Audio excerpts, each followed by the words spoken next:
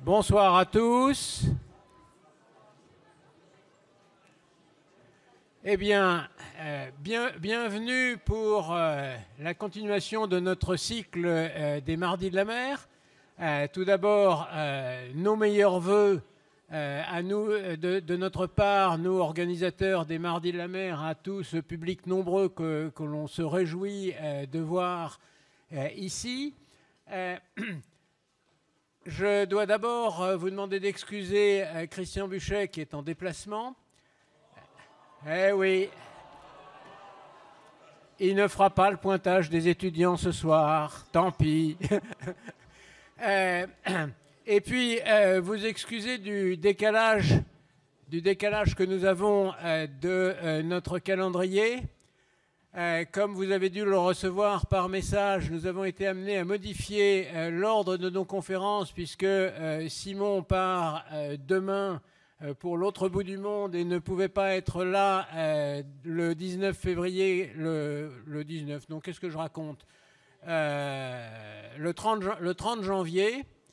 Et donc tout notre programme est modifié puisque Simon intervient aujourd'hui, que Jean-Luc Villemain interviendra le 30 janvier et que Roland Jourdain interviendra le 13 février. Alors, pour tous ceux qui étaient venus uniquement pour voir Roland Jourdain, vous avez en prime aujourd'hui Simon Bernard. Merci Simon d'être là.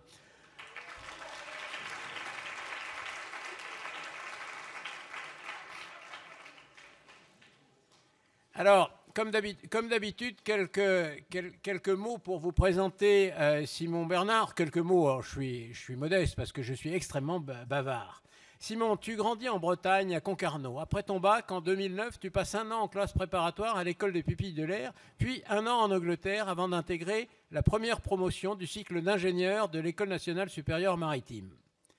À la base, tu voulais être inventeur. Tu as toujours été passionné par l'idée d'inventer, de créer des choses. Mais on t'a dit que ce n'était pas un métier. Alors tu t'es tourné vers la marine marchande parce que ça permettait d'avoir, à tes yeux, un métier hors du commun, où l'on touche à tout, la mécanique, l'exploration, la navigation, l'aventure. Mais tout en poursuivant tes études et tes périodes de navigation, tu t'engages dans de multiples projets immédiatement. Tu commences avec un projet pour réutiliser des savons d'hôtel qui sont quasiment à usage unique. À Marseille, vous récupériez ces savons, puis vous les recycliez dans le sous-sol de l'école. Ensuite, tu montes une équipe pour participer à un concours international, HydroContest. L'objectif, c'était d'inventer des bateaux du futur qui consomment le moins d'énergie possible. Il fallait faire une maquette de 3 mètres de long qui transporte 200 kg pour simuler des navires de commerce ou de passagers. Et vous gagnez le prix de l'innovation. Ça te conforte dans l'idée d'entreprendre. La combinaison de ton métier et de l'entrepreneuriat, tu l'as découverte en faisant un embarquement sur le Nomade des mers, une expédition montée par Corentin de Châtel-Perron. Corentin de Châtel-Perron, je vous rappelle, c'est un des prix des jeunes de l'IFM il y a quelques années. Donc Corentin de Châtel-Perron qui est parti pendant 6 ans sur un petit catamaran afin de développer des solutions low-tech, des solutions simples, accessibles au plus grand nombre pour avoir accès à l'eau, l'énergie et la nourriture. Tu rejoins l'expédition bénévolement sur ton temps libre entre le Maroc et Dakar et tu développes un désalinisateur pour faire de l'eau douce avec de l'eau de mer. Et puis la même année, tu es remarqué par l'IFM qui t'attribue son prix Avenir. Tu es aussi le lauréat de l'appel à projet Green Tech École lancé par le ministère de l'Environnement, de l'Énergie et de la Mer pour récompenser des projets numériques et écologiques. Ce prix te permet de lancer dans la lutte contre la pollution plastique dans le monde, en particulier celle qui touche l'océan. Tes embarquements t'ont fait prendre conscience de ce fléau, tu veux agir et tu as 1 an de salaire financé. Et ton comparse, Alexandre Deschott, trouvait également les fonds nécessaires pour assurer cette première année de conception du projet et de recherche de premiers partenaires. Ça marche. Et en 2018, vous mettez à l'eau le premier navire au monde qui avance aux déchets plastiques, un premier Plastic Odyssey. En 2019, naît l'idée de créer un véritable navire démonstrateur pour le recyclage et la valorisation de déchets plastiques, de faire un tour du monde en plusieurs années, vous rendant sur les côtes les plus touchées par la pollution plastique, de proposer des solutions adaptables aux environnements locaux pour simultanément réduire la pollution plastique et réduire la pauvreté en faisant vivre plusieurs milliers de personnes. Vous auriez pu gagner aussi alors le concours du plus grand nombre d'emmerdements surmontés. Le navire que vous achetez se révélant au fur et à mesure de sa mise en service est un concentré de vices cachés. Vous pensiez peut-être que votre formation marine marchande faisait de vous des experts, mais tout ça c'est derrière vous et le tour du monde progresse. Pour revenir à toi, tu es pragmatique, tu es cartésien, tu te rattaches au concret, aux chiffres. Tu luttes contre des biais cognitifs qui font parler d'une solution ou d'un problème qui ne représente qu'1% de la réalité, alors qu'en fait, il faudrait d'abord s'attaquer aux 80% les plus faciles. Tu développes des technologies, tu t'appuies sur elles, mais tu sais qu'avant de lutter contre les pollutions, il vaut mieux ne pas polluer et que ça, c'est de la responsabilité et de la capacité de chacun d'entre nous. En 2021, tu es classé parmi les 30 entrepreneurs ayant réussi avant l'âge de 30 ans et dans le classement de Forbes. Mais tu n'as toujours pas attrapé la grosse tête. Tu es toujours simple, ouvert, tu travailles en équipe. La solidarité n'est pas un vain mot pour toi. Tu illustres les grandes valeurs de la mer. Merci d'être là parmi nous ce soir et à toi la parole.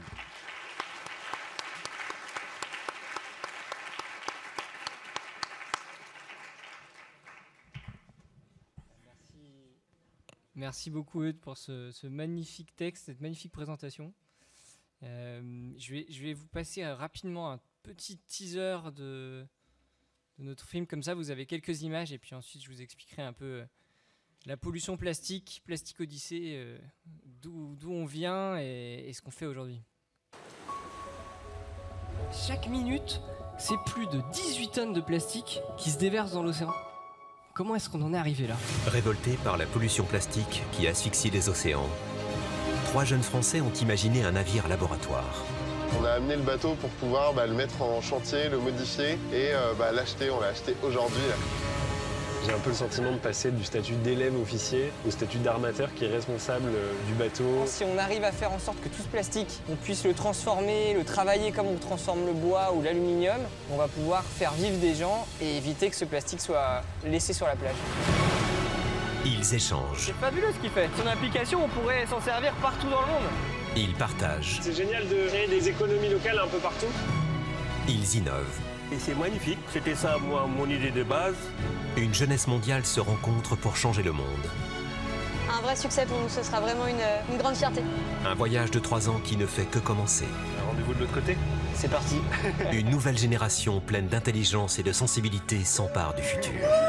Ça fonctionne. On est là à Conakry et un tas de plastique qui attend pour être recyclé, c'est incroyable.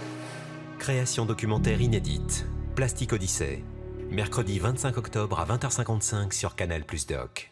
Je voulais vous rappeler un peu ce qu'était la pollution plastique, parce qu'on est tous au courant de ce problème, mais en réalité, on a une très mauvaise idée de ce que c'est. Alors d'abord, pourquoi c'est important de s'intéresser à la pollution plastique ? On parle beaucoup du carbone, on parle de réchauffement climatique, de changement climatique, qui est évidemment un des grands enjeux majeurs du siècle. Mais il y a un effet secondaire à ça, c'est qu'on parle beaucoup du carbone et donc on a tendance à oublier les autres problématiques environnementales. Par exemple, la perte de la biodiversité. Et la pollution plastique impacte directement cette biodiversité comme d'autres problématiques. Et donc, il y a ce qu'on appelle l'effet tunnel, Carbon Tunnel Vision en anglais, qui est qu'à force de se concentrer sur le carbone, mais finalement, on peut arriver à des choix qui vont impacter la biodiversité, qui vont finalement avoir plus d'effets secondaires que résoudre le problème. Donc ça, c'est intéressant, je trouve, de prendre conscience de ça, de cet effet carbone, et finalement de la multitude de problématiques qu'on a aujourd'hui, qui est bien résumée, je trouve, dans ce diagramme que vous connaissez peut-être, qui représente les limites planétaires, avec le cercle au centre envers les limites planétaires, et puis sur les différentes thématiques, là où on en est aujourd'hui. Alors on voit le réchauffement climatique, on est au-delà, donc en carbone, on a dépassé la limite. Et puis il y a quelques temps, ça fait moins de quelques années, on a découvert qu'il y a ce qu'on appelle les novel entities, qui sont justement toutes les pollutions, y compris la pollution plastique. Et on voit qu'on a complètement dépassé les limites que la Terre pouvait supporter. Et donc ça nous montre un peu que finalement toutes ces problématiques sont connectées et que c'est finalement un problème écosystémique. Donc il faut voir ça dans son ensemble. Et comme tu le disais, moi la pollution plastique, c'est un des sujets qui m'a particulièrement marqué. Ça fait 7 ans maintenant, parce que je l'ai vu, parce que c'est visuel. Ça, c'est l'avantage de cette pollution, c'est que finalement on la voit, contrairement aux autres pollutions chimiques de l'océan, au carbone, qui sont moins visibles. La pollution plastique, quand on voyage surtout, on peut vraiment voir ce plastique qui se déverse dans l'océan. Moi, j'ai décidé de m'intéresser à ça en 2016. Et donc, en me disant, en fait, aujourd'hui, cette pollution, cette production de plastique, elle est exponentielle. On a beau avoir tous conscience de ce problème-là et avoir l'impression d'agir à notre niveau, à l'échelle du monde, cette pollution, cette production de plastique, elle augmente. Alors, est-ce que vous avez une idée de la quantité de plastique qui se déverse toutes les minutes dans l'océan? Combien? 20 tonnes. Alors en fait, quand on a commencé à s'intéresser à ce sujet-là, on était autour de 20 tonnes.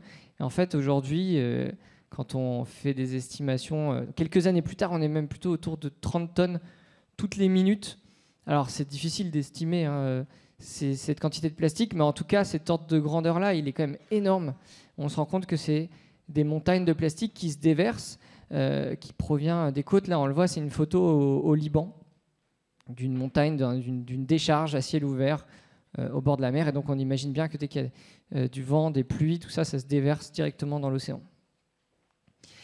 Et alors, on met énormément de plastique dans l'océan, mais finalement, on a une image qui est très fausse, puisque en général, quand on parle de pollution plastique de l'océan, on a tout de suite cette idée d'îles de déchets, de continents de plastique. Vous avez tous entendu parler du 7e continent. Vous avez tous envie d'aller nettoyer l'océan avec des bateaux. En tout cas, c'est ce que tout le monde nous dit en général. Malheureusement, en fait, ça, c'est une fake news. Alors, il y a bien une zone dans le Pacifique qu'on appelle continent de plastique, mais ce n'est pas du tout une île. Ça ressemble à ça. Ça, c'est une vraie image du continent de plastique. En fait, c'est juste une zone qui fait la taille d'un continent, c'est pour ça qu'on l'a appelé comme ça, qui est grand peut-être comme l'Europe, dans laquelle on compte plus de microparticules qu'ailleurs. Mais en réalité, c'est une fraction vraiment infime du problème. Parce que c'est surtout des microparticules. Et si on ramasse la totalité de ce continent de plastique, on a la même chose que ce qui se déverse tous les 2 jours dans l'océan. Donc en réalité, le plastique, même si ça permet d'alerter, de sensibiliser, de parler de continent et ça donne des images, c'est pas du tout là où la pollution se retrouve. Et c'est d'ailleurs ce que les scientifiques appellent le mystère plastique, puisqu'on ne sait pas exactement où est passé le plastique qu'on a mis dans l'océan. On sait qu'on a une pollution qui doit être de l'ordre de 200-300 millions de tonnes de plastique, mais on ne sait pas exactement où il est, puisque quand on le cherche à la surface, on se rend compte qu'on en trouve très très peu. En réalité, on en trouve moins d'1%, donc c'est vraiment la partie visible de l'iceberg qui n'est pas totalement visible puisqu'il n'y a pas beaucoup de macro-déchets, donc c'est surtout des microparticules. Alors on en trouve, on trouve quand même des déchets et on peut en ramasser un petit peu, mais c'est important, comme on le disait, d'avoir cet ordre de grandeur pour savoir où est-ce qu'on peut agir et où est-ce qu'on peut avoir un impact concret. Alors pourquoi ce plastique, on ne le retrouve pas à la surface? Il y a 2 hypothèses. La première, c'est d'abord qu'il coule puisque la densité de la majorité des différents types de plastique est plus importante que l'eau, donc en fait naturellement il coule. Et pour le reste, il va se charger en biodiversité, en algues, il va se charger en eau et il va finir par couler. Ça, c'est une des premières hypothèses.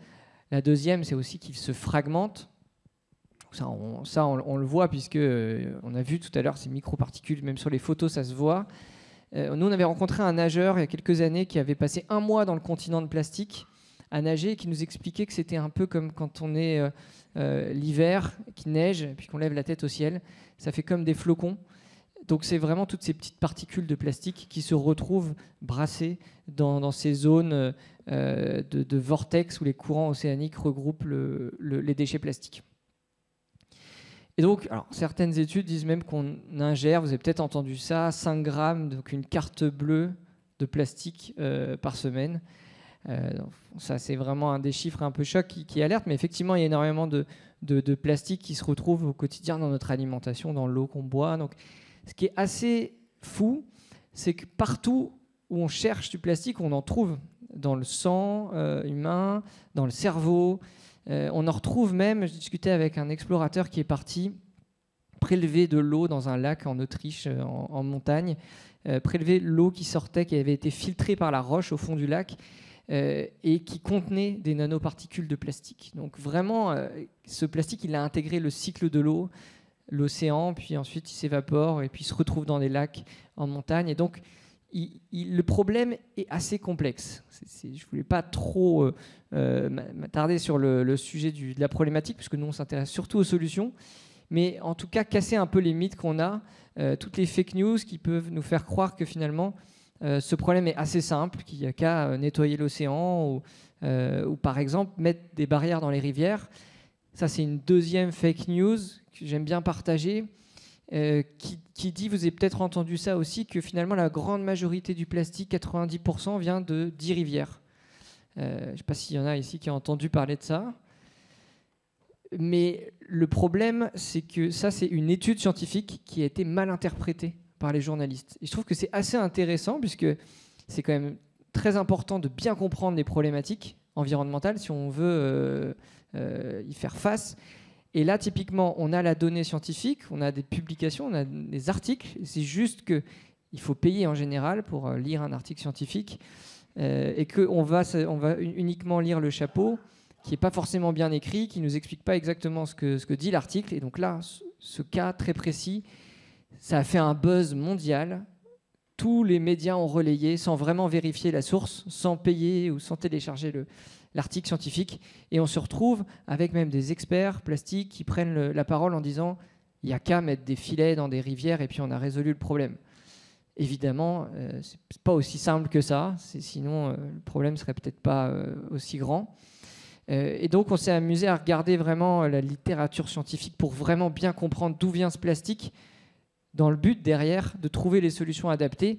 Comme le disait Eudes, on est assez pragmatique, assez scientifique. On s'est dit, la loi de Pareto, les 80-20, comment est-ce que 20% de notre énergie peut s'attaquer aux 80% du problème le plus simple, le plus évident, le plus urgent. Et donc on se rend compte que la pollution plastique, ça répond aussi un peu à cette loi de Pareto, puisque quasiment 80% provient des côtes. Donc ce n'est pas forcément les rivières qui sont plutôt autour de 7%.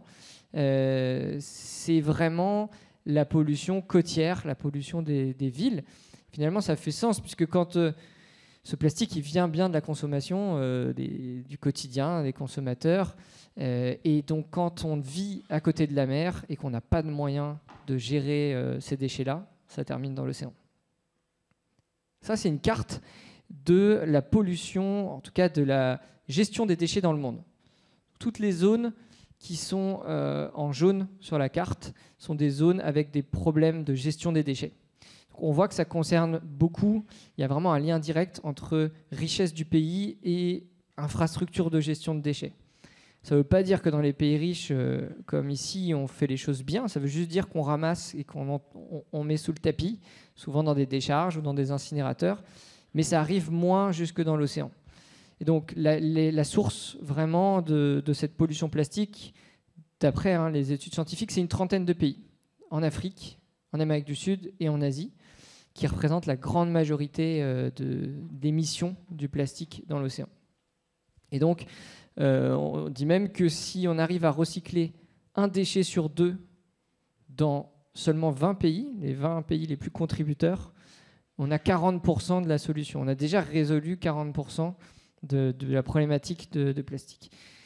Donc c'est vraiment avec cette idée-là qu'on s'est dit comment est-ce qu'on va fermer le robinet à la source. Donc non pas aller en mer pour nettoyer l'océan, vous avez compris, mais faire en sorte que le plastique qui provient des villes n'arrive pas jusque dans l'océan.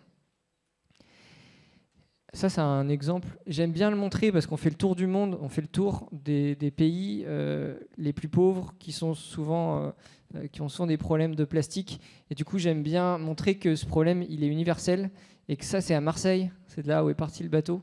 Alors évidemment, ce n'est pas tous les jours. Mais quand il pleut et qu'on a la grève des éboueurs, on se retrouve avec des sacs poubelles qui descendent jusqu'au Vieux-Port. Et donc, c'est un exemple très concret de ce qui se passe dans le monde, en fait, des poubelles qui s'accumulent et qui descendent jusque dans l'océan. J'aime bien montrer ça pour tout de suite rétablir un peu cet équilibre. Finalement, cette pollution, elle concerne tout le monde. Il n'y a pas de responsable. Il faut juste trouver des solutions pertinentes pour arrêter ces émissions de déchets. Alors, quand on regarde pareil les études scientifiques, on se rend compte qu'il y a 2 actions à mener en parallèle. La première, c'est recycler le plastique qui a déjà été produit. Ce qu'on a appelé Clean Up the Past, c'est l'héritage plastique qu'on a aujourd'hui, qui est de l'ordre de 5 milliards de tonnes sur les 6 milliards de tonnes de déchets que l'humanité a produits depuis les années 50. C'est-à-dire que l'humanité a généré 6 milliards de tonnes et qu'on a pu aujourd'hui en traiter que 1 milliard de tonnes. Donc il reste un héritage de 5 milliards de tonnes de déchets qui sont là. Même si on arrête du jour au lendemain la production de plastique, on a cette montagne qui attend et qui finalement se déverse dans la nature, dans l'océan. Quand je dis 1 milliard de tonnes qui a été traité, c'est-à-dire recyclé en petites parties, mais surtout enfoui et incinéré. Donc c'est même pas 1 milliard de tonnes qui a été vraiment remis dans la boucle, c'est incinéré et enfoui. Donc on voit bien qu'il y a quand même beaucoup de boulot uniquement pour recycler l'héritage et le plastique qui continue d'être produit, puisque vous avez vu, la courbe elle est vraiment exponentielle. On n'est pas du tout en train d'inverser la tendance. Et évidemment, la deuxième action qu'il faut vraiment mener en parallèle, c'est pas l'un ou l'autre, c'est vraiment les deux en même temps, c'est la réduction du plastique, la réduction de la consommation de plastique, trouver des alternatives, changer les comportements. Et là, vous allez voir, c'est quand même beaucoup plus compliqué, puisqu'il ne s'agit pas de trouver des solutions techniques, il s'agit de trouver des solutions pour faire changer notre cerveau. Et là, c'est beaucoup plus compliqué, puisque ça ne fait pas appel à des ingénieurs, ça fait appel à quelque chose qu'on connaît un peu moins. En tout cas, on sait moins comment changer le système, les mécanismes du comportement humain. Donc c'est quelque chose sur lequel on travaille aussi beaucoup, ça nous intéresse, de savoir comment est-ce qu'on peut arrêter d'utiliser autant de plastique. Alors je vais commencer par vous raconter un petit peu ce qu'on fait pour essayer de recycler cet héritage plastique, pour essayer donc de travailler avec les pays qui ont le plus de problématiques en termes de recyclage, donc ce qu'on a appelé Clean Up the Past. L'idée, ça a été de se dire, puisque ces problèmes de pollution, ces problèmes de gestion de déchets concernent les pays pauvres, pourquoi ne pas essayer de transformer ce déchet en une ressource et faire en sorte de créer des emplois et de faire vivre des gens dans des pays qui souffrent de cette pollution plastique. Alors ça fait quelques années, dès le début, on s'est rendu compte que finalement le plastique, on pouvait en faire pas mal de choses intéressantes. On pouvait en faire du carburant, par exemple. Alors ça c'est une des idées, mais on peut transformer les déchets plastiques pour en faire jusqu'à 1 litre, avec 1 kilo de plastique, jusqu'à 1 litre de diesel et d'essence. Donc, dans des endroits qui n'ont pas d'accès à l'énergie ou qui utilisent des groupes électrogènes, déjà ça permet d'éviter l'extraction du pétrole, ça permet d'éviter quand même du pétrole. On peut faire des matériaux de construction. Ça, c'est des pavés qui ont été fabriqués à partir du plastique et donc qui permettent de paver les routes, par exemple, de Conakry. Il faut savoir que Conakry, en Guinée, il y a quand même assez peu de bitume. C'est des rues en terre. Et comme il fait très chaud, la municipalité arrose avec de l'eau pour éviter que ça fasse des nuages de terre. Donc on utilise de l'eau, il n'y a déjà pas beaucoup d'eau, pour essayer de pallier à ce problème, alors qu'on pourrait utiliser finalement des déchets plastiques transformés en pavés. On peut transformer ces déchets pour en faire des tuiles. Pareil, ce qui est intéressant avec les tuiles en plastique recyclé, c'est que ça isole de la chaleur. Et donc contrairement aux tôles qui sont utilisées en général, aux tôles métalliques, qui isolent pas du tout la chaleur, donc il fait tellement chaud que parfois les gens vivent dehors. Là, on a un double avantage, c'est que on est capable d'isoler. Donc ça, c'est aussi quelque chose qui se fait actuellement depuis plusieurs années. On peut faire aussi du bois plastique, des matériaux de construction pour fabriquer des palettes de transport, pour fabriquer du mobilier, des bancs, des tables. Tout ce qui pourrait être fabriqué en bois, finalement, peut être fabriqué avec ces déchets plastiques. Et un dernier exemple, c'est les tuyaux qui peuvent être aussi, qui peuvent acheminer l'eau, les eaux usées. Souvent, quand on a un problème de pollution plastique, on a aussi un problème d'eau usée. Donc là, pareil, on fait d'une pierre deux coups. Toutes ces solutions-là, on en avait entendu parler, on savait que ça existait, on savait qu'on pouvait faire du carburant, on savait qu'on pouvait faire plein de choses avec ce plastique. Mais on s'est dit, il faut qu'on puisse promouvoir ça pour que ces solutions soient répliquées dans les endroits où il y en a le plus besoin. Et donc, en 2017, tout juste sorti d'école, on s'est dit qu'il fallait faire connaître ces solutions. On s'est mis à développer donc un premier prototype, un premier bateau qui était vraiment une sorte de bateau ambassadeur, en se disant si on arrive à montrer que des solutions fonctionnent à petite échelle, dans des milieux sur un bateau, donc isolé du monde, potentiellement, ça peut fonctionner partout. Alors, je voulais vous montrer, parce qu'il y a pas mal d'étudiants, vous montrer comment ça a commencé, puisqu'on voit le gros bateau, mais c'est intéressant de voir vraiment d'où on vient et comment on a commencé. Ça a commencé en récupérant 2 coques de Tornado qui appartenaient à un ancien champion olympique qui nous avait prêté ça. Et on avait comme objectif d'en faire un bateau ambassadeur. Alors là, on voit les premiers essais de stabilité sur ces 2 coques de catamaran. Et donc ça ne ressemblait pas à grand-chose. Et c'est à ce moment-là que j'ai rencontré Roland Jourdain, un tout petit peu avant, donc je connais depuis le début et qui a cru en nous. Et c'est assez marrant parce que quand on revoit ça, on se dit qu'il fallait quand même être sacrément fou pour nous faire confiance et se dire qu'il allait nous aider et porter un peu son nom.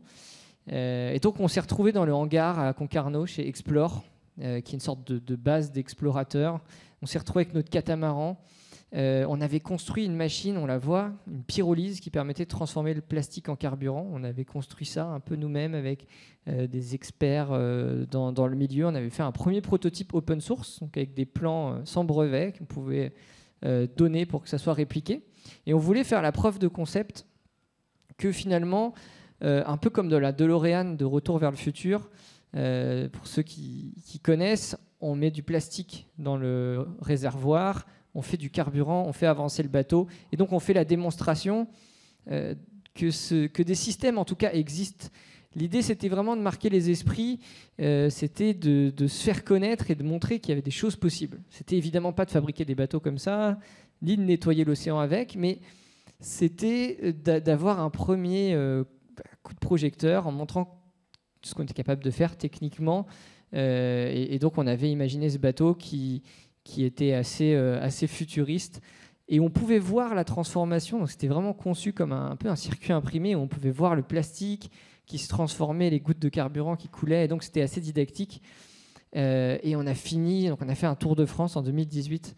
On a fini par gruter ce bateau sur le toit des Galeries Lafayette, ce qui était complètement fou. Et à partir de ce moment-là, les gens ont commencé à nous croire, à se dire tiens, ces jeunes-là, ils vont peut-être quand même faire des choses parce qu'ils sont quand même assez fous pour avoir fermé le boulevard Haussmann et gruté un bateau pendant une semaine sur le toit des Galeries Lafayette qui nous avait invités à présenter ce concept. Et donc à partir de là, effectivement, on est passé aux choses sérieuses. On a acheté un navire de 40 mètres qui est un ancien navire de recherche océanographique. On se dit que c'était une bonne idée de recycler un vieux bateau plutôt que d'en construire un. Et on a eu énormément de galères. Je vous passe les détails. On a écrit un livre et on a fait un film, mais à tel point que quand on a raconté ça quasiment à la fin, puisqu'on a raconté ça au départ du bateau, déjà nos sponsors nous ont dit « Heureusement que vous ne nous avez pas tout dit parce qu'on ne vous aurait pas suivi ». Et puis, il y a des explorateurs qui étaient là qui ont dit je pense qu'il y avait l'échelle de Richter pour les séismes. Maintenant, il y aura l'échelle de Plastic Odyssey pour les galères. Tellement on a essuyé de galères. Ça a commencé par l'amiante. On avait un certificat comme quoi il n'y avait pas d'amiante. Le bateau était rempli d'amiante. On a passé 1 an et demi, quasiment 2 ans à tout reconstruire. Et puis, 1 mois avant le départ du bateau, on s'est rendu compte qu'il fallait encore un vis caché, que toute la coque arrière était à changer, que les épaisseurs de tôle étaient trop fines, que les mesures étaient fausses. Et donc là, on est reparti pour 1 an de chantier. Donc on a explosé toutes les estimations. Au lieu d'un chantier qui devait durer 6 mois, ça a finalement duré 3 ans. Donc ça a été assez compliqué, même d'un point de vue financier, d'arriver à mettre ce bateau à l'eau. Mais on ne pouvait pas faire autrement, on ne pouvait pas abandonner. Et puis surtout, on ne pouvait pas abandonner pour une histoire qui finalement n'était pas le cœur de ce qu'on voulait faire. On voulait pas faire... l'objectif, ce n'était pas de faire naviguer un bateau, c'est l'outil qui nous permettait d'aller diffuser des solutions de recyclage. Heureusement, on est passé pas loin. Heureusement, on a réussi à prendre la mer l'année dernière, le 1er octobre 2022, avec un navire qui était pensé un peu comme un ambassadeur, un laboratoire du recyclage et de la réduction aussi du plastique. Et donc, tout l'arrière du bateau, c'est un vrai atelier avec 150-200 mètres carrés quasiment d'ateliers de recyclage qui qui donc parcourt le monde depuis l'année dernière. Alors là, on a bien avancé puisqu'on est parti de Marseille. Je vous raconterai un peu ce qu'on a vu au passage. On est parti de Marseille, on a fait un tour de la Méditerranée, de l'Afrique de l'Ouest, on a traversé l'Atlantique. On a fait une mission qui vient de se terminer en Amérique du Sud. Donc Brésil, Caraïbes, on a passé le canal de Panama, on est arrivé jusqu'en Équateur, juste dernièrement avant que ça commence à devenir trop compliqué. On a eu un peu de chance sur ce coup. Et le bateau est en ce moment en plein milieu du Pacifique. C'est pour ça que je le rejoins bientôt. Donc pour attaquer une nouvelle phase qui va être le Pacifique Sud, l'Asie du Sud-Est et l'Afrique. Et alors l'idée avec ce navire, comme je vous disais, c'est de faire en sorte, en tout cas sur cette partie de recyclage, de travailler avec des entrepreneurs du recyclage qui vont derrière monter des initiatives et recycler du plastique. Là, on voit ce qu'on a appelé l'Onboard Lab, qui est une sorte d'incubateur pendant le mois d'escale. Ça, c'est celui de Dakar. Donc, en général, on sélectionne une dizaine d'entrepreneurs.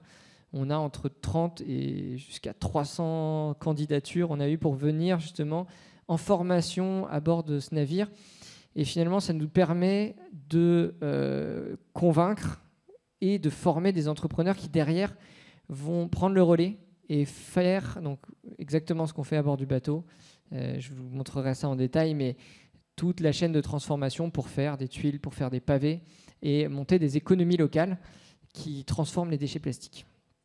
Donc l'idée, voilà, c'est d'avoir cet atelier de recyclage à bord du bateau. On a de quoi broyer les déchets, de quoi les faire fondre, les laver, les sécher, les faire fondre, et derrière les mouler pour en faire différents objets. Et l'idée derrière ce laboratoire, c'est vraiment de tester, de prototyper et de le faire évoluer pour arriver à des solutions qui sont vraiment adaptées au contexte et aux besoins.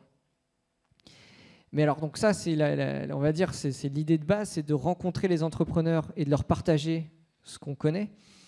Mais pour ça, il faut qu'on apprenne aussi. On est parti avec quelques connaissances, mais l'idée, c'était surtout d'apprendre d'escale en escale avec les meilleurs entrepreneurs du recyclage au monde. Et on a rencontré des experts qui font ça depuis une trentaine d'années, qui sont absolument pas connus, puisque personne ne s'intéresse au recyclage du plastique dans les pays pauvres. Et donc, c'est des gens dont personne n'a entendu parler, mais qui ont inventé des choses incroyables, qui ont des initiatives qui sont assez formidables. Donc, je voulais vous en partager quelques-unes, parce que je pense que ça vaut le coup. Alors, la première, c'était au Liban. On en a eu plusieurs, mais on a rencontré notamment Osman Afifi, qui est un entrepreneur. La particularité, c'est qu'il a monté son entreprise au cœur du camp de réfugiés de Shatila, qui est un des plus grands camps de réfugiés au Liban, peut-être dans le monde. Et donc c'est une zone un peu c'est un pays dans le pays, donc très très compliqué en termes de gouvernance, en termes de vie dans ce camp. Lui, il s'est dit, je vais donner du travail à 150 jeunes qui vont collecter du plastique dans le camp. Et ce plastique-là, je vais le transformer pour en faire notamment des tuyaux qui lui servent à transporter l'eau dans le camp, mais aussi les câbles électriques. Le Liban, c'est assez incroyable, hein. Il n'y a plus d'électricité dans le pays, quasiment, et je crois que c'est 2 heures par jour. Donc il fait vraiment nuit la nuit. Et les gens ont de l'électricité uniquement avec des groupes électrogènes, et donc en général il y a des câbles qui sont tirés partout dans les rues pour avoir accès un petit peu à l'électricité. Donc lui fabrique ces tuyaux notamment pour faire passer les câbles et remettre un peu d'ordre dans tout ce réseau électrique. Ensuite, on s'est retrouvé en Égypte, et là on a rencontré une initiative qui s'appelle Very Nile, qui était assez marrante, puisque c'est un entrepreneur qui a commencé à rémunérer les pêcheurs donc sur le Nil, non pas pour aller pêcher du poisson, mais pour aller pêcher du plastique. Et il s'avère que maintenant, les pêcheurs gagnent mieux leur vie en pêchant le plastique. Donc ils se sont mis à devenir des pêcheurs de plastique. Et donc, surtout des bouteilles pour l'instant. Toutes ces bouteilles, d'ailleurs, sont transformées, alors pas localement encore, mais sont transformées pour faire du textile. Donc ont une deuxième vie. Et ça, c'est un exemple assez assez marquant parce que ça pourrait vraiment être répliqué un peu partout. Et très généralement, on voit que les pêcheurs pêchent beaucoup de plastique, mais ils le remettent à la mer parce qu'ils ne savent pas quoi en faire. Et donc, c'est un éternel recommencement. On a traversé l'Atlantique. Une autre initiative, c'était au Brésil, à Recife, dans les favelas de Recife. Là, on a découvert un matériau qu'on ne connaissait pas du tout, alors que ça fait quand même un bout de temps qu'on travaille sur le sujet. On n'avait encore jamais rencontré ce matériau. Donc, c'est des tôles, un peu comme les tôles en métal, mais qui sont faites à partir de déchets plastiques qui, normalement, ne sont pas du tout recyclables. Les paquets de chips, les tubes de dentifrice, tout ce qu'on appelle les films, les multicouches, les films complexes, où on va avoir de l'aluminium, du plastique collé, et donc inséparable, donc très difficile à recycler.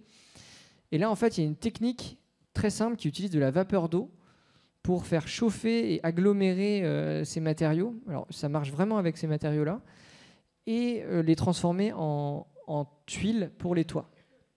Et donc, c'est comme ça que certains abris, habitats de ces favelas sont faits grâce à ces déchets. Et donc, on pourrait imaginer même que les déchets des favelas puissent derrière se transformer en habitation. Et alors, je vous montrerai juste après un projet encore plus dingue là-dessus. Ensuite, on était en République dominicaine. Pareil, un autre projet très marquant qui a été initié par un prêtre sur place dans une zone très pauvre qui n'a pas accès à l'éducation. Les enfants n'allaient pas à l'école. Lui, ce qu'il a fait, il s'est dit de manière très pragmatique, on va récupérer tout ce qu'on peut et on va l'upcycler. Donc on va récupérer des containers, on va en faire des salles de cours. Il a construit une école entière à partir de déchets, alors pas de déchets plastiques, mais de containers, d'objets qu'il récupérait à droite à gauche. Et donc ça, c'est un morceau de l'école qu'on voit avec chaque container, c'est une salle de classe. Il a scolarisé comme ça des centaines d'enfants. Et comme ce n'était pas suffisant, il s'est dit on va aller encore au-delà, il y a des déchets dans le quartier, puisque c'est des quartiers qui vivent littéralement au bord du fleuve Osama dans Saint-Domingue et qui n'ont pas du tout de collecte de déchets. Donc les sacs poubelles sont directement jetés dans la rivière. Et on peut le voir quand on remonte la rivière, c'est impressionnant, il y a des rivières de plastique parce que les gens ne peuvent pas faire autrement que de jeter à l'eau dans la rivière les déchets.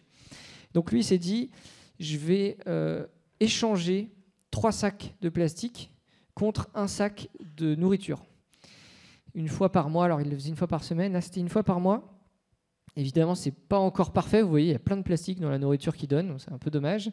Mais ce qui est incroyable, on a pu assister à une collecte, c'est de voir qu'à partir de 5h du matin, les gens faisaient la queue pour ramener leur sac et se battaient pour pouvoir amener leur sac et recevoir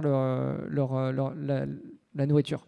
Donc, pareil, le modèle économique là est pas complètement résolu, c'est encore subventionné, mais en tout cas c'est aussi un bon exemple d'incentive qui permet la collecte du plastique et qui pourrait inspirer plein d'autres pays. Une autre initiative à Bogota en Colombie, pareil pour rejoindre un peu la thématique des tuiles. Ça, on ne dirait pas vraiment, mais c'est une maison qui est faite entièrement à base de planches en plastique. Donc toutes les planches qu'on voit, c'est des planches en plastique recyclées. Donc c'est tout un réseau de travailleurs. Il y a 60 000 personnes qui vivent du recyclage depuis la collecte qui est formalisée, donc avec des gens qui sont vraiment rémunérés pour aller collecter les déchets, recycler pour en faire des planches. Et ensuite, il a intégré toute la chaîne puisqu'il va jusqu'à la construction de ces maisons. Donc il a des menuisiers qui sont des menuisiers plastiques maintenant et qui fabriquent des maisons. Alors, j'ai eu la chance de passer un week-end chez Silvio, qui est vraiment l'expert à Bogota du recyclage et qui a construit cette petite maison de vacances qui est assez incroyable parce que c'est sur 2 étages quand même et tout à l'intérieur est fabriqué en plastique recyclé. Là, on voit les fenêtres. Ça, c'est une autre maison qu'il est en train de construire. Ça va même jusqu'à l'escalier.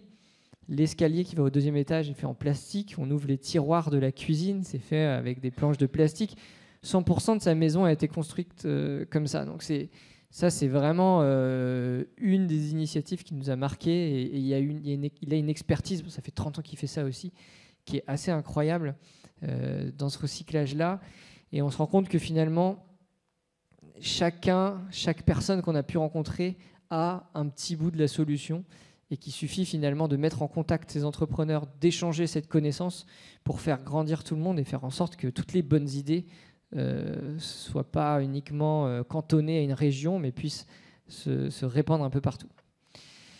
Alors quand on a poussé un petit peu la réflexion, on s'est dit en fait pour aller encore plus loin, on va construire des usines, des micro-usines dans des containers. On avait commencé un premier test à Marseille, puis on a construit ces containers usines dans lesquels on va retrouver les différentes machines, donc un peu à l'image de ce qu'on peut avoir sur le bateau. On va retrouver un broyeur, donc on va broyer les déchets, une extrudeuse, c'est une machine donc, qui permet de faire fondre les copeaux de plastique. On voit les copeaux de plastique qui sont fondus pour en faire une pâte.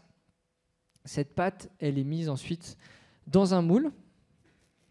Là, c'est une usine qui fabrique les pavés pour la Guinée. Et donc, assez rapidement, on va pouvoir comme ça fabriquer des pavés. Alors, ça reste une petite échelle, c'est des micro-usines qui permettent de traiter 100 tonnes de plastique par an. Mais l'idée, c'est de créer un réseau de micro-usines dans les pays qui vont travailler ensemble, qui vont pouvoir mutualiser la collecte, la vente des pavés, des produits finis, la maintenance, et faire en sorte d'éviter le transport, puisque c'est ça finalement qui est coûteux, c'est d'avoir du transport, surtout dans des villes comme à Dakar. La ville peut être bloquée pendant plusieurs heures à cause du trafic. Et donc le grand challenge de ces déchets, c'est d'arriver à les transporter. Donc on ne peut pas imaginer des systèmes comme chez nous, on va centraliser le traitement des déchets, on a des camions poubelles qui passent et on amène ça dans des usines. Là, l'idée, c'est de décentraliser le recyclage et donc d'amener finalement ces micro-usines là où les déchets sont produits et d'avoir aussi le débouché, donc là, les pavés, quasiment utilisés, en tout cas vendus à côté de l'usine. Typiquement, ce qui marche beaucoup, c'est de se dire, on amène... je sais pas, le jour du marché par exemple, à la fin du marché le sol est rempli de plastique, on ramasse ce plastique et puis la semaine d'après on a construit 10 mètres de pavés, de trottoirs en plus pour le marché. Donc ça peut vraiment être une économie assez locale, en tout cas c'est ça qu'on essaye de mettre en place. Et la première unité, on l'a construite en collaboration avec Mariam, qui est une entrepreneure assez incroyable, qui a à peu près notre âge, qui vit à Conakry, en Guinée, qui avait déjà une entreprise qui transformait le plastique pour en faire des pavés, mais qui faisait ça de manière très artisanale avec un chaudron qui mettait le feu au plastique pour le faire fondre. Donc l'idée, là, ça a été d'amener un système un peu plus industriel, semi-industriel, pour faire la même chose, mais déjà avec des pavés de meilleure qualité et surtout sans polluer et sans fumer. Donc voilà, ça, c'est cette micro-usine qui s'est pas été simple de l'amener jusqu'à Conakry, en tout cas jusqu'à l'emplacement qui est quand même assez éloigné, et très compliqué d'accès, mais qui emploie aujourd'hui une dizaine de salariés.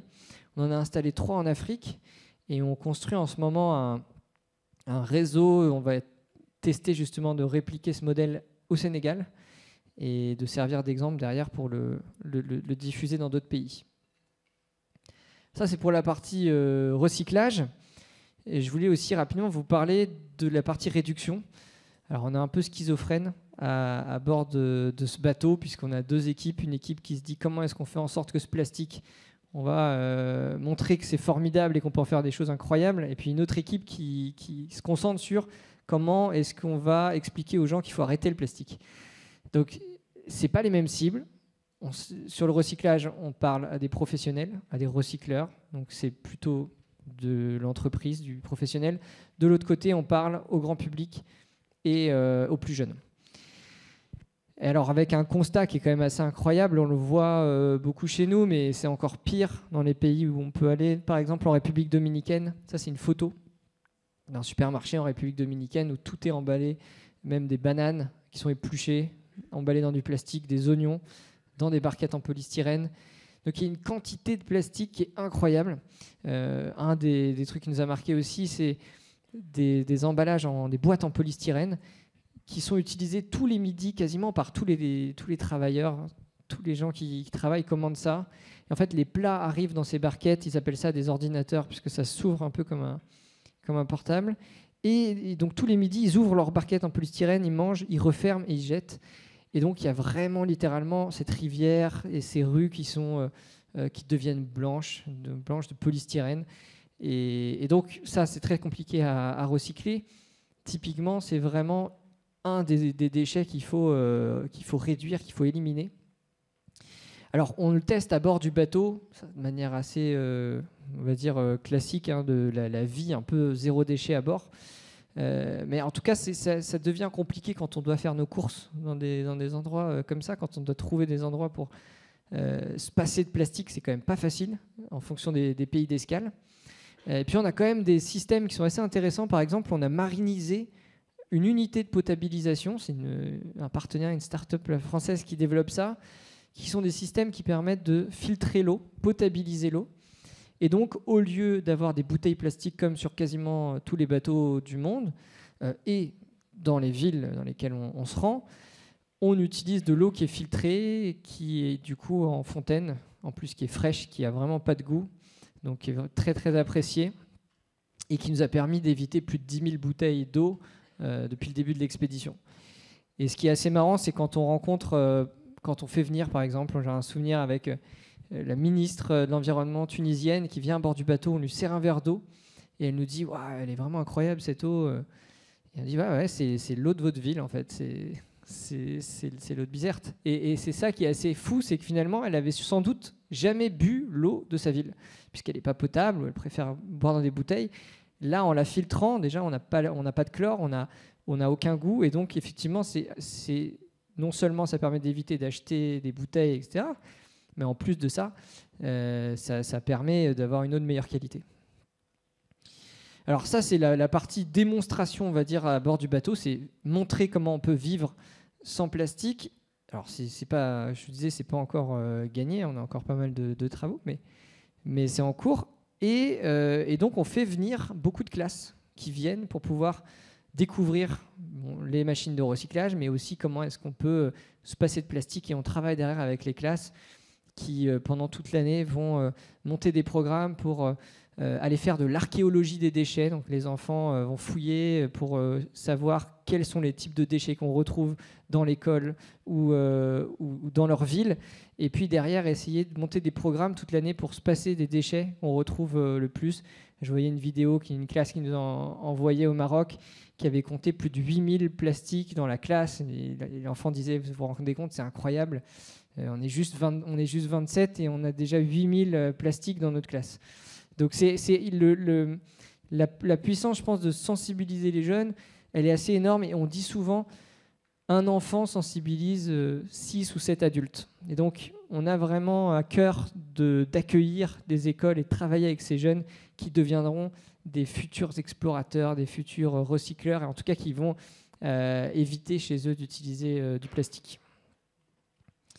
Alors, quelques initiatives aussi qu'on a rencontrées, il y en a beaucoup moins forcément de réduction, c'est plutôt dans les pays riches qu'on va retrouver des initiatives, mais en Guadeloupe, on a découvert la première unité de potabilisation dans un petit container, donc basé sur la même chose que ce qu'on a à bord du bateau, et qui permet de donner une source d'eau potable aux habitants qui est 2 fois moins chère que l'eau en bouteille. Donc ça, c'est intéressant puisque l'eau du robinet est pas vraiment potable, il y a beaucoup de pesticides, mais la moitié de la population est obligée, n'a pas les moyens de faire autrement. Donc là, ça apporte une manière de consommer de l'eau de bonne qualité.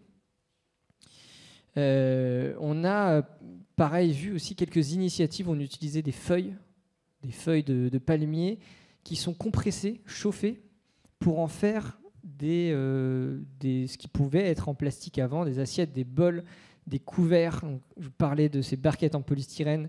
On a exactement vu la même chose à partir de ces feuilles de palmier qui sont aussi un déchet. Et puis une dernière initiative qui est très intéressante. Alors ça, c'était en Équateur. Et je ne sais pas si vous avez une idée de ce que c'est.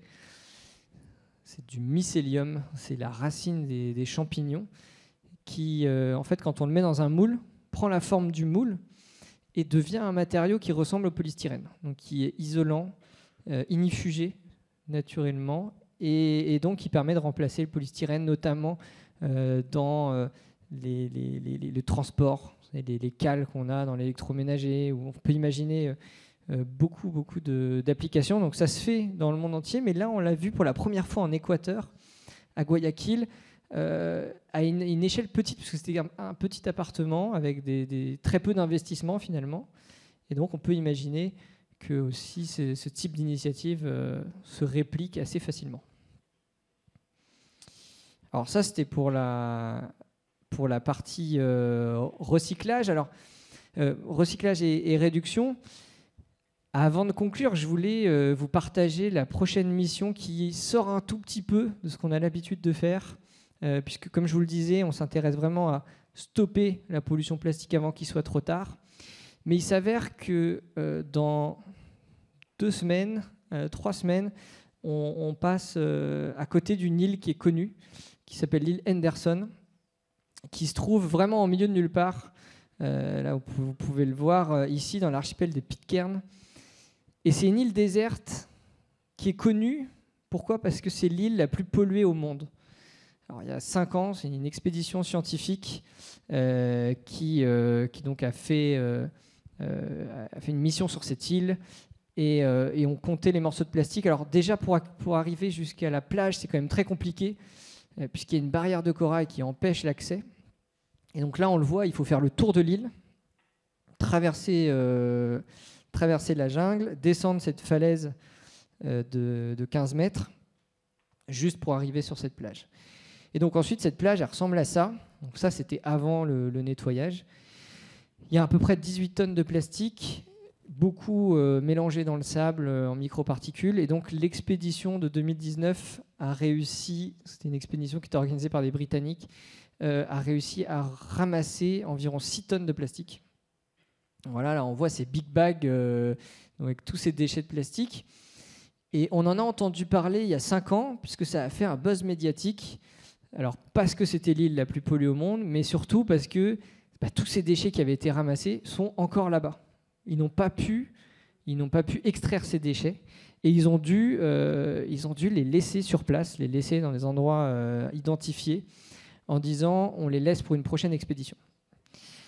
Et pourquoi est-ce qu'ils ne les ont pas ramassés ? C'est justement parce qu'il y a cette barrière de corail qui est infranchissable. Alors ils ont essayé de traverser, ils se sont retournés, donc ils ont vite abandonné cette idée. Et donc, pareil, on ne pouvait pas les ramener par la terre, puisqu'il faut escalader une falaise, à peu près 1 heure de marche dans la jungle. Donc les 6 tonnes, ce n'était pas possible de les ramener. Donc nous, on s'est creusé la tête, on s'est dit, on a un bateau qui peut recycler ces plastiques. On n'a pas beaucoup d'argent, mais on a quelques idées. Alors essayons d'aller extraire ces déchets. On a organisé une expédition, ça fait 6 mois qu'on travaille dessus. Donc je pars, comme je disais, après-demain pour rejoindre l'équipe. On est une quinzaine de personnes. On va vivre pendant 10 jours sur cette plage, sur cette île déserte, avec bien sûr toute la logistique, produire de l'eau douce, la nourriture, et puis surtout extraire ces déchets. Et alors je ne sais pas si vous avez des idées de comment est-ce qu'on va extraire les déchets pour faire face à cette problématique de barrière. Toi, tu sais. Si vous avez des idées. On va tester plusieurs choses. Ouais, ça serait pas terrible. Et surtout que c'est une réserve UNESCO. C'est une des plus grandes réserves de biodiversité au monde. Donc c'est ça qui est assez fou, c'est qu'à la fois il y a cette richesse de biodiversité, et à la fois il y a tous ces déchets. Donc c'est assez dramatique. Alors les bouées, puisqu'il y a quand même 1200 bouées de pêche qui sont là, donc ça c'est quand même compliqué parce que ça prend beaucoup de place. Ces bouées de pêche, on va les attacher les unes aux autres, on va en faire une guirlande qui va traverser donc la barrière de corail. Donc ça devrait a priori fonctionner. Et puis après on a eu une idée un peu plus folle. Je n'ai pas mis d'image, on ne va pas encore communiquer dessus, mais je vais vous le dire rapidement. On va utiliser un parachute ascensionnel. Si vous voyez les parachutes qui sont tirés derrière les bateaux, Donc l'idée, on a 3 parachutes en fonction des conditions météorologiques. On va donc faire venir le parachute par un sac étanche sur la plage, ouvrir le parachute, l'accrocher au sac, au big bag, qui font à peu près 150 kg. Et puis on a un treuil donc, sur le bateau, treuiller ce parachute pour faire voler les déchets au-dessus de la barrière de corail et donc récupérer comme ça ces 6 tonnes de plastique en ayant l'impact le plus minime possible. L'idée derrière, c'est de montrer que cette solution qui n'a jamais été testée, si elle marche sur Henderson, potentiellement elle peut marcher aussi sur Clipperton, qui est aussi connu pour être rempli de déchets, pourquoi pas sur d'autres îles désertes qui ont exactement ces problématiques-là, puisqu'en général, quand il y a des déchets qui s'échouent, c'est que c'est des plages, des côtes qui sont exposées, et donc qui sont aussi difficiles d'accès, puisqu'il y a des vagues, il y a du courant des barrières, souvent de corail. Donc voilà, ça va être, on devrait l'annoncer prochainement, et puis on va pouvoir vous faire suivre cette expédition un peu folle qu'on a appelée The Impossible Cleanup, et qui devrait donc durer courant février. Alors avant de passer aux questions, mais j'aime bien finir par cette petite histoire des crapauds fous. Je ne sais pas si vous connaissez l'histoire des crapauds fous, parce que je trouve que ça illustre bien ce qui nous anime au quotidien et ce qui fait que on a envie de tester aussi des choses. Alors l'histoire des crapauds fous, c'est que on dit que les crapauds se déplacent, souvent migrent en groupe, et qu'en fait régulièrement ils se retrouvent à traverser une autoroute, une route, et à se faire écraser. Sauf pour certains crapauds, on ne sait pas vraiment pourquoi, qui utilisent des chemins différents, qui explorent et qui vont en fait tomber sur des crapauducs. Donc les crapauducs, ça existe vraiment, c'est des tunnels qui sont faits pour les crapauds, pour les faire passer sous les routes. Et grâce à ces crapauds qui ont décidé de ne pas faire comme les autres, ils ont trouvé le crapauduc, ils ont réussi à sauver l'espèce, et donc c'est comme ça que il y a cette histoire de crapaud. Alors, je ne dis pas qu'on va sauver l'humanité, mais en tout cas, je trouve que c'est intéressant justement d'explorer, de tester des choses qui sont peut-être pas évidentes, qui font de pas faire comme les autres, et d'aller tester ces voies qui peut-être fonctionneront et peut-être arriveront à résoudre des grands problèmes. Voilà, je vous invite à tous être un peu des crapauds fous. Merci.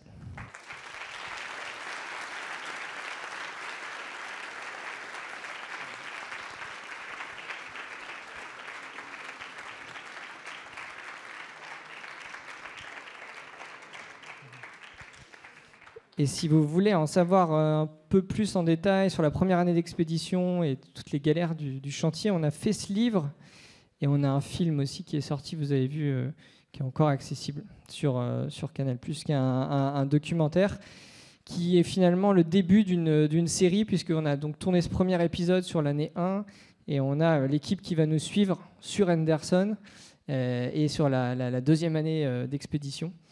Donc on pourra avoir la suite prochainement.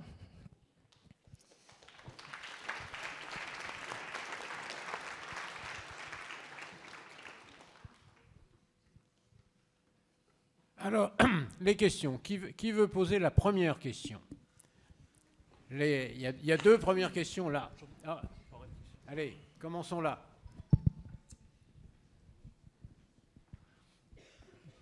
Et bonsoir monsieur, je vous remercie pour votre exposé qui était très intéressant.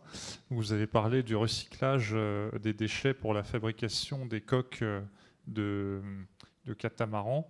Je voulais savoir s'il y avait des projets d'études de conception de coques, de porte-conteneurs et de cargos à partir de matériaux recyclés dans un contexte où les armateurs doivent montrer une image écologique. Mais merci pour la question. C'est pas évident parce qu'en fait les porte-conteneurs sont plutôt en métal. Alors il y a les bateaux en plastique sont plutôt des bateaux de plaisance, mais en réalité c'est pas tout à fait le même plastique.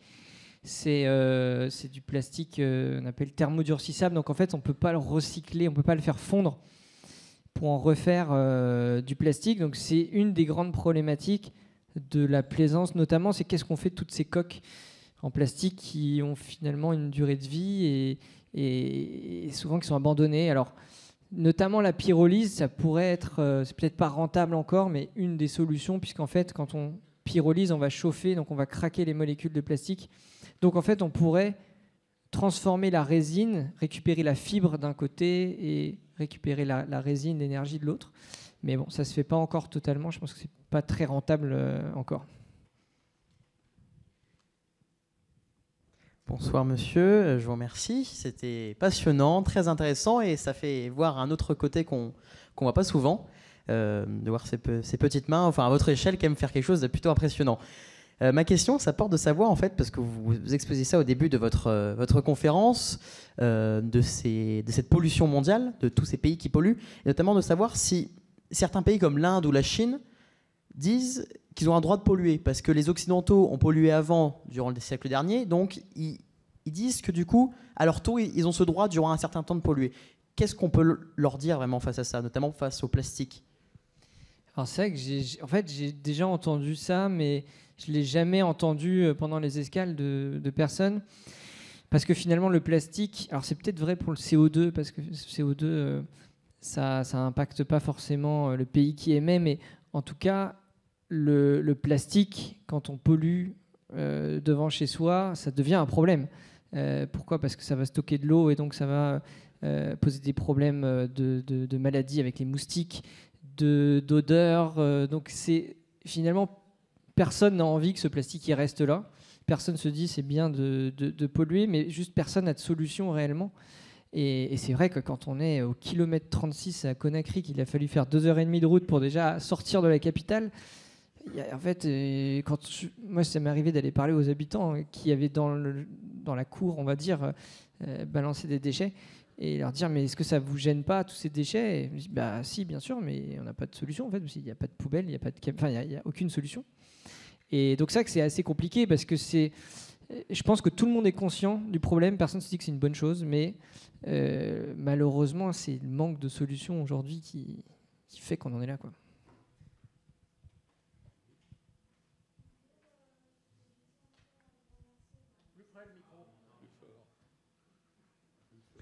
Pour cette très belle présentation. Je voulais vous poser une question par rapport au fait que vous aviez évoqué, le fait que vous avez un problème pour, par exemple, réussir à tout simplement à attraper, j'ai envie de dire, les déchets qui se trouvent au sein des fonds marins. Et est-ce que, par exemple, je sais que le droit de la mer, ça peut être un peu compliqué, mais est-ce que, par exemple, au niveau du droit de la mer, il y a des obstacles, par exemple, au niveau de vos opérations? Alors, en fait, c'est assez compliqué de dépolluer l'océan. C'est pour ça qu'on n'essaye pas de le faire, nous. Il y a des projets qui essayent de ramasser un peu de plastique en surface, en chalutant. Au fond des océans, personne n'essaye, parce que déjà, c'est très profond. Et puis il faut se rappeler de quelque chose, c'est que l'océan, c'est pas uniquement de l'eau, c'est avant tout de la vie, c'est une des plus grands réservoirs de biodiversité. Donc en fait, si on essaye de filtrer l'océan, on va aussi filtrer la vie qu'il y a, et donc c'est pas forcément évident, c'est pas forcément la meilleure chose à faire. Et c'est pour ça qu'aujourd'hui, il faut vraiment fermer le robinet avant d'essayer de nettoyer l'océan. En tout cas, c'est un peu l'approche qu'on a aujourd'hui.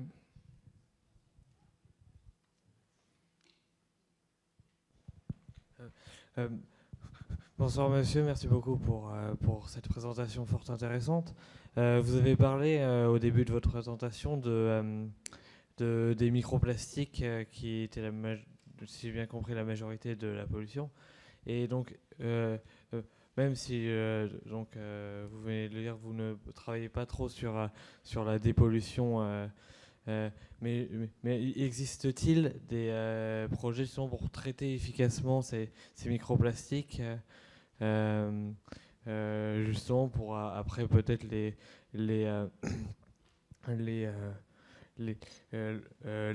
transformer, mais histoire ou alors est-ce que à partir du moment où un microplastique ou quelque chose est à l'état de microplastique dans l'océan, est-ce être un peu perdu, ou alors ça... Alors je pense qu'une fois que c'est dans l'océan, effectivement, c'est vraiment compliqué, justement, pour cette problématique de biodiversité qu'il peut y avoir, de micro-organismes. Il faut savoir, on dit souvent que une respiration sur deux provient de l'océan. C'est tout ce phytoplancton, ces planctons qui sont quasiment à la même échelle que les microparticules de plastique qui nous donnent une partie de l'oxygène qu'on respire. Donc on ne peut pas vraiment filtrer l'océan. Ce ne serait pas forcément une bonne idée. Par contre, on peut filtrer les microparticules avant qu'il soit trop tard, avant que ça arrive dans l'océan. Et donc, nous, on parle beaucoup de macro-déchets, des déchets qui sont encore visibles. Mais il y a aussi une source de pollution qui provient des microplastiques qu'on appelle primaires. Donc, c'est vraiment les microplastiques qui ne sont pas des plastiques dégradés, qui sont sous forme de microplastiques, comme on peut les retrouver, par exemple, quand on fait une machine à laver avec des vêtements en polyester, en plastique. C'est pour ça aujourd'hui qu'il y a des normes sur les nouvelles machines à laver pour filtrer ces microplastiques. Et donc de plus en plus de machines sont équipées. Nous, on teste différents systèmes à bord de filtres, de sacs filtrants dans lesquels on met nos vêtements avant de les mettre à la machine. Donc on peut réfléchir comme ça. Les microparticules de la peinture, par exemple, aussi. Des pneus. Il y a beaucoup de sources de microparticules primaires. Mais plus c'est petit, plus c'est difficile à capter. Et donc c'est vrai que nous, on s'intéresse, il y a des choses qui commencent à exister, mais on s'intéresse d'abord au plus simple, à ce qui est visible, ce qu'on peut ramasser facilement. Mais c'est vrai qu'il y a aussi d'autres problématiques.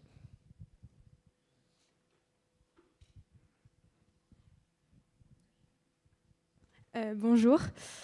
Alors c'est vrai que je trouve que c'est vraiment une bonne initiative et qu'il faut forcément commencer quelque part pour lutter contre le plastique. Mais c'est vrai que je me dis, est-ce qu'on règle vraiment le problème ? Parce que en fait, on utilise le plastique pour faire du carburant, faire du diesel, mais du coup, il y a plus de pollution. Enfin, je sais pas. Non, alors, comme je disais, il n'y a pas de solution miracle et c'est assez complexe parce qu'il faut à la fois recycler le plastique qui est là et éviter d'utiliser du plastique. Donc c'est vraiment ce qu'on essaie de promouvoir en montrant aussi l'exemple à bord du bateau, de montrer qu'on peut vivre sans utiliser de plastique. Et après, quand on parle de recyclage, je vous ai montré le carburant. En réalité, ce n'est pas quelque chose qu'on met en place aujourd'hui. Pourquoi ? Parce que déjà, ça ne fonctionne pas économiquement à l'heure actuelle. Donc déjà, ce n'est pas rentable de le faire, même si ça peut paraître une idée intéressante. C'est déjà pas la solution la plus simple à mettre en place parce qu'on perd de l'argent en faisant ça. Donc personne ne va s'amuser à le faire s'il perd de l'argent. Donc c'est pour ça qu'on essaie surtout de transformer ce plastique pour le stocker, pour qu'il ait le moins d'impact possible. Donc le stocker pour en faire des matériaux de construction, pour en faire des choses qui vont durer dans le temps, qui ne vont pas redevenir un déchet et qui vont donc réduire au maximum le problème. Mais effectivement, si j'avais une baguette magique, on arrêterait le plastique et puis on ferait autrement. Mais malheureusement, il y a encore, comme je disais, cet héritage de plastique. Donc il faut juste trouver les meilleures solutions. Et c'est sûr que les idées qu'on peut avoir ici en étant en France, elles vont être forcément différentes puisque le contexte n'a rien à voir avec la majorité du monde qui vit pas du tout avec le niveau de richesse qu'on a aujourd'hui et donc avec des problématiques qui ne sont pas du tout les mêmes.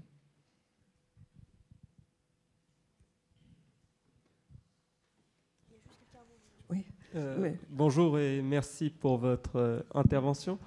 Est-ce qu'on peut se poser la question d'une fin prochaine du plastique du fait de l'annonce par l'AIEA du pic pétrolier, donc de la diminution du pétrole qui est la principale source d'où provient le plastique. Et quel héritage on pourra faire de cet âge plastique ? Est-ce qu'il y a vraiment tout à jeter ou est-ce que le plastique ne produit que de la pollution ? Ou alors est-ce qu'il y a aussi un héritage vertueux à garder du plastique ? Alors c'est vrai, c'est pas évident comme question. Sur la production du plastique, je pense pas du tout que ça va s'inverser parce qu'en fait, la tendance en tout cas, c'est que le pétrole comme carburant va probablement diminuer, l'utilisation du pétrole comme carburant. Par contre, du coup, pour rentabiliser les investissements dans les plateformes et les infrastructures, Le débouché un peu évident, c'est plutôt la chimie et donc le plastique. Donc, a priori, les statistiques montrent que on a plutôt tendance à aller vers une augmentation x6 même quasiment de la production de plastique, même si finalement on utilise moins de pétrole ou on dépasse le pic pétrolier, on risque de quand même en produire encore beaucoup. Après, est-ce que c'est une bonne chose ? C'est encore une fois, il n'y a pas de réponse universelle puisque chaque contexte est un peu différent. Et on pourrait avoir les deux discours, discours médical en disant que peut-être qu'on va se rendre compte que finalement le plastique d'un point de vue de la santé se pose problème et qu'il faut vraiment l'éliminer puisque c'est ça qui prime. Mais on pourrait aussi défendre dans certains usages le fait que ça permet d'éviter de la pollution parce que ça va réduire le poids, réduire du carbone. Donc, c'est là où c'est des sujets qui sont très complexes. Et c'est ça, malheureusement, qui fait qu'aujourd'hui, il n'y a pas juste un matériau qui peut tout remplacer, une solution un peu miracle, et qu'il faut étudier chaque problématique, chaque morceau de plastique pour savoir s'il a sa place ou pas, et est-ce qu'il faut le garder. Et puis après, faire au mieux, puisqu'il n'y a pas finalement, comme je disais, il n'y a pas de solution miracle. Quand on veut réduire le plastique, on peut rajouter du carbone ou causer d'autres problèmes. Donc il faut réussir à peser un peu tous les impacts pour trouver la solution la moins pire. Mais malheureusement, je n'ai pas trop la réponse parfaite à donner là. Oui, mais merci pour votre intéressant exposé. Moi, j'avais une question en matière de recyclage. Le plastique est souvent constitué de différents types de polymères. Donc, quand vous êtes face à du polystyrène, du polycarbonate, du polypropylène, est-ce qu'on va réussir à pouvoir recycler tous ces types ces familles de polymères ? Ah, effectivement, il y a une dizaine de grandes catégories, probablement beaucoup plus de types de résines, puisqu'il y a des petites variantes, mais il faut trier, en tout cas, les grandes catégories de plastique pour pouvoir les recycler, parce qu'ils ne vont pas avoir les mêmes caractéristiques, ils ne fondent pas à la même température. Donc ça, c'est la première étape. Après, la collecte, c'est le tri. C'est un tri qui peut aujourd'hui quand même se faire dans la majorité des pays. C'est un tri qui peut se faire manuellement avec une formation. Nous, on travaille sur un système assez simple, un capteur qui permet d'identifier les types de plastique et d'aider à la formation, d'aider au tri. Ça se fait déjà, ce type de capteur à grande échelle en France, par exemple. On essaie d'en faire une version plutôt moindre coût, portable. Mais c'est un des grands défis. Alors, quand on fait des choses assez simples, assez low-tech, on n'a pas besoin d'avoir des tris très précis, donc c'est plus tolérant que si on recycle des bouteilles pour faire des bouteilles, mais ça reste quand même un défi, par exemple. Bonsoir. Je me demandais, dans la micro-usine, comment vous avez fait pour qu'elle rejette aucun polluant et qu'elle ne fasse pas de fumée du tout ? Alors, les fumées, c'est vraiment assez simple. C'est ce qui va se faire dans l'industrie classique. On a une hotte aspirante. Alors, sachant que ce n'est pas vraiment des fumées puisque le plastique n'est pas brûlé, mais on va avoir pas mal de vapeur qui va, quand le plastique est mouillé. Donc, il y a quand même des fumées à aspirer. Et après, la grosse question, c'est surtout sur l'énergie pour l'usine. Et donc là, l'idée, c'est d'explorer un peu différentes possibilités solaires. On va installer à Saint-Louis une usine probablement solaire. On va essayer aussi un axe que j'aimerais bien creuser, un peu plus low-tech, qui est d'utiliser du biogaz, puisqu'on a vu beaucoup d'extrudeuses qui fonctionnaient au gaz, notamment à Bogota. Donc pour chauffer le plastique, c'est du gaz qui est utilisé plutôt que d'avoir une résistance électrique.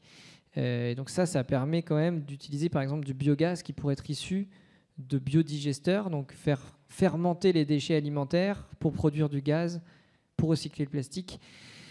Alors, c'est tellement de sujets qu'il faut commencer par un bout et puis ensuite l'améliorer. Mais moi, mon rêve, c'est d'avoir des écosystèmes qui sont complets, où il n'y a pas de déchets, où finalement tout est réutilisé, où les biodéchets deviennent de l'énergie, où le plastique est recyclé et où chaque intrant et chaque déchet qu'on va avoir va être réutilisé.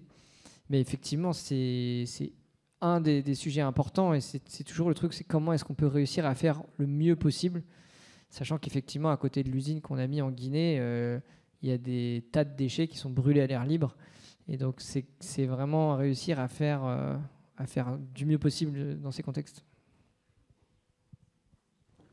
Bonsoir et merci pour votre parcours. Est-ce que vous avez des conseils justement pour nous, à notre échelle, réduire notre consommation plastique voilà, en tant qu'étudiant?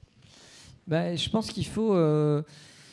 déjà, il faut comprendre le changement de comportement. Donc, comment est-ce qu'on passe de j'utilise du plastique, par exemple, à j'arrête complètement. Déjà, il faut se dire qu'on n'y arrivera pas d'un coup. On n'arrivera pas à passer à être parfait du jour au lendemain. Donc, c'est vraiment un cheminement. Et il faut avoir conscience du cheminement. Pour y arriver, il faut aussi avoir conscience qu'il y a des rechutes. Ça, c'est intéressant parce que souvent, on se dit j'ai essayé de moins utiliser de plastique, de moins manger de viande, etc. Mais j'ai échoué parce que j'ai rechuté, j'ai acheté une bouteille plastique. Et en fait, c'est pas grave. Il faut se dire que c'est dans le processus. C'est pas un retour en arrière, c'est une étape d'après. Et moi, ça m'arrive, on a des gourdes, mais ça m'arrive de l'oublier ou de pas pouvoir faire autrement. Et donc, j'achète une bouteille en plastique et je suis très triste. Mais c'est pas très grave parce qu'en fait, c'est le cheminement. Et donc, après, c'est assez connu ce qu'on peut faire. Les gourdes, on peut transporter un mug isotherme réutilisable pour aller prendre son café quand on est en déplacement ou autre. Acheter en vrac. En France, c'est très simple parce qu'on a quand même beaucoup de facilité à trouver de la nourriture sans plastique, à trouver des alternatives. Mais vraiment, c'est pas le cas ailleurs. Donc, profitez et rendez-vous compte de la chance que vous avez de pouvoir faire autrement et de pouvoir consommer un peu différemment. Mais ouais, tout est bien documenté, mais c'est ce qu'il faut garder en tête, c'est que c'est pas grave de rechuter, il faut se donner des petits objectifs et puis essayer de les atteindre petit à petit. Mais on est sûr que la prochaine fois, vous aurez une gourde au lieu d'avoir une bouteille plastique.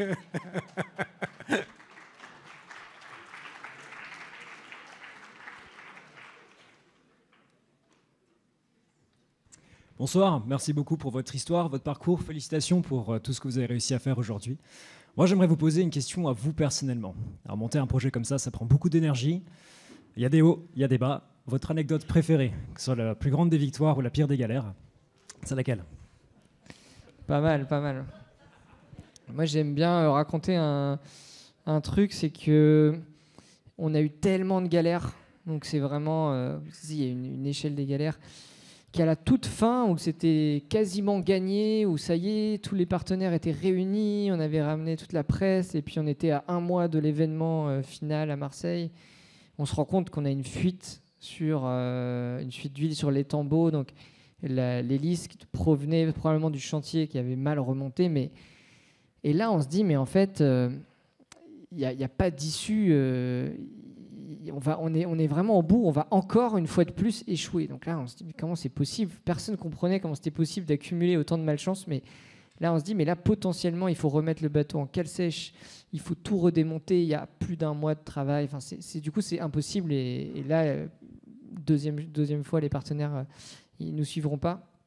Et là, il y a quelqu'un qui me dit, je connais une voyante, elle a réussi à, je sais plus qui a réussi à avoir son bac grâce à elle. Il faut que tu la contactes.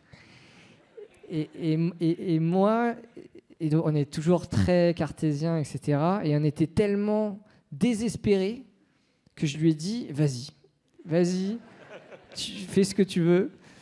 Et il m'a dit, t'as de la chance, elle va faire ça gratuitement. Et c'est pour le projet, elle va vous aider et tout. Donc là, j'ai dû répondre à des questions complètement incroyables du nom de mes parents, des plans du bateau, du nom de l'ancien propriétaire, etc.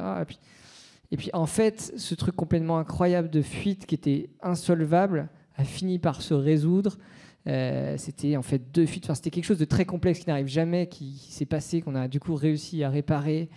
Et 2 semaines plus tard, le bateau était prêt à partir à Marseille. On n'a jamais eu trop de gros problèmes depuis. Et donc c'est assez marrant parce que c'est vraiment... alors, on ne saura jamais, mais du coup, c'est quand même marrant de se dire on était tellement désespérés qu'on a... Enfin, l'histoire a finalement nous amené vers là, mais je trouvais ça assez marrant.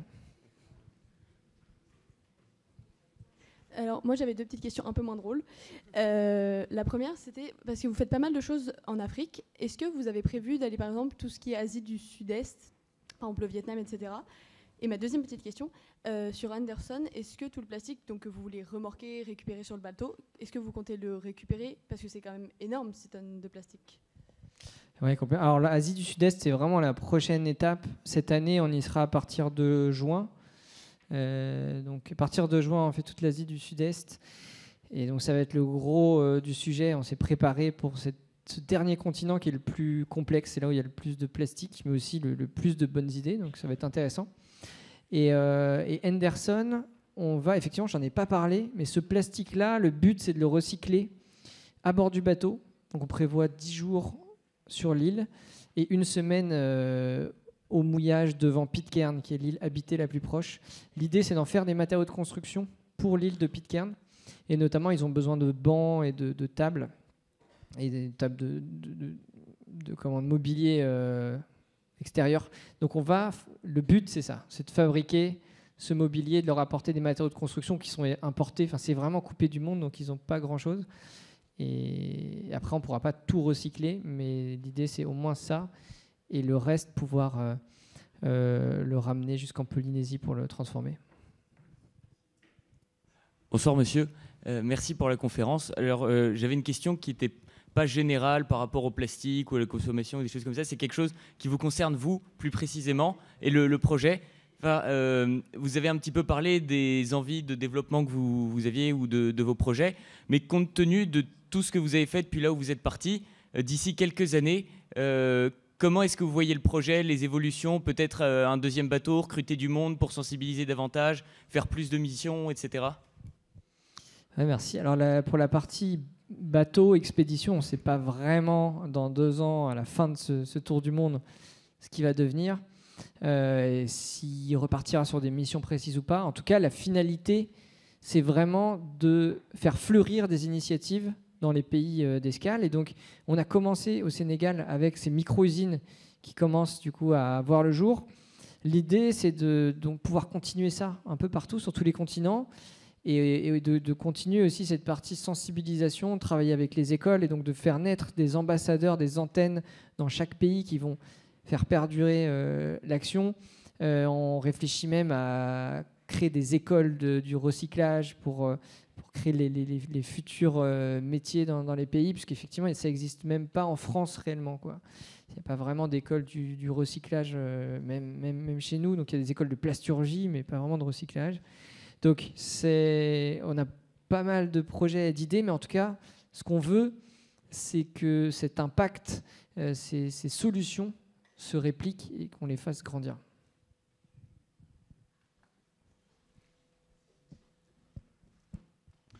Bonsoir, et puis encore une fois, bonne chance pour votre odyssée qui est loin d'être achevée, on l'a vu sur la carte. La navigation va être encore longue, puis j'espère que vous n'aurez pas encore d'autres ennuis importants.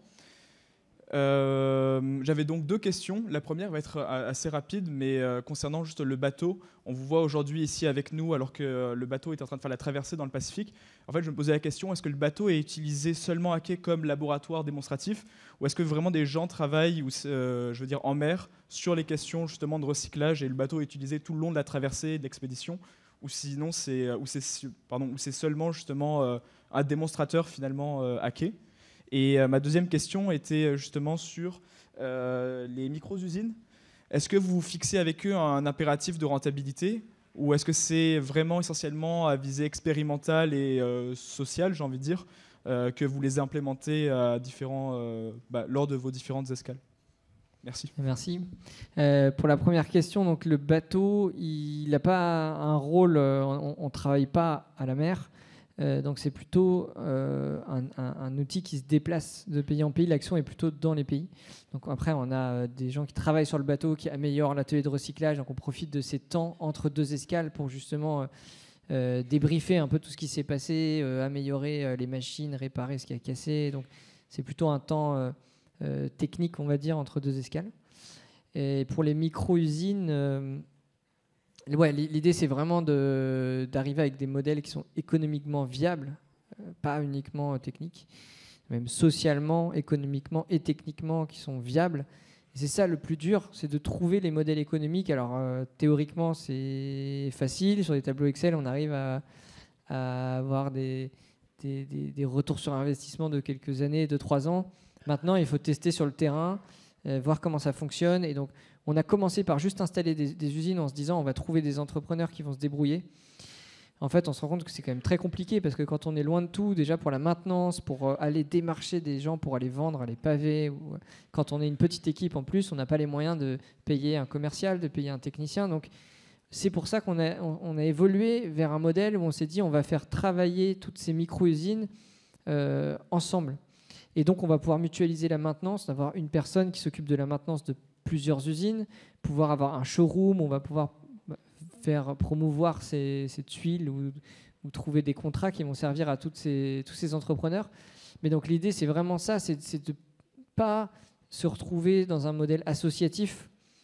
Il y a plein de projets comme ça qui existent, qui permettent de sensibiliser. Nous, on a vraiment envie que ces entrepreneurs puissent gagner leur vie et que ça soit rentable et que du coup, ce modèle puisse se répliquer facilement parce qu'il va pouvoir aller chercher des financements plutôt de type investissement avec des banques ou des partenaires comme ça. Donc c'est pas facile. C'est pour ça aussi qu'il n'y a pas encore beaucoup de recyclage, mais c'est l'objectif. Donc Simon, votre prochaine étape, c'est de faire du microcrédit. Alors c'est ça, le microcrédit, normalement le microcrédit c'est autour de 5 000 €. C'est ça. Du coup, nous on est dans une échelle qui est plutôt du mésocrédit, qui se fait pas beaucoup, mais effectivement, il y a aussi toute une innovation économique à trouver avec des structures comme l'AFD ou d'autres structures qui ont des budgets, mais qui ne savent pas encore totalement faire des petits investissements. Donc en général, ils font des projets à 10 millions d'euros. Donc il faut trouver une manière, avec des partenaires comme ça clés, de trouver des budgets qui vont être divisés, répartis. Alors ça va être une sorte de mix entre du microcrédit et de l'investissement classique, mais en tout cas, ouais, il y a beaucoup d'inspiration là-dessus. Bon, alors moi, ma question, ça va un peu rejoindre tout ce qui est financement. Donc, vous nous avez parlé de votre guerre acharnée contre le plastique, mais la guerre, le nerf de la guerre, c'est l'argent. Vous nous avez parlé de votre livre et des films. Comment peut-on vous soutenir autrement? J'ai pas eu le temps de scanner le QR code, donc je ne sais pas où ça mène, mais comment vous soutenir? Merci. Alors effectivement, le livre, honnêtement, c'est pas vraiment ça qui permet de financer le projet, mais c'est plus une belle manière de raconter et d'inspirer, j'espère, d'autres à faire la même chose ou à s'engager. Et après, effectivement, on a sur le site, on peut donner, donc faire des dons au projet. Et puis donc c'est un modèle un peu hybride puisqu'on est financé à la fois par des partenaires plutôt type sponsor, comme ça peut se faire dans la course au large par exemple, dans le sport. Et donc là, c'est une vingtaine de sponsors d'entreprises. Et à côté de ça, des dons, du mécénat et du mécénat privé qui permet d'avoir ce mix-là qui aujourd'hui nous permet de faire toutes ces actions des scolaires jusqu'aux entrepreneurs, jusqu'à cette expédition. Bien, merci beaucoup à vous tous pour votre attention. Merci. Rendez-vous dans 15 jours pour écouter Jean-Luc Villemain nous parler des enjeux des câbles sous-marins. Et puis, merci infiniment à toi d'avoir essayé de nous transformer en crapauds fous. Et visiblement, tu as commencé à réussir. Bravo.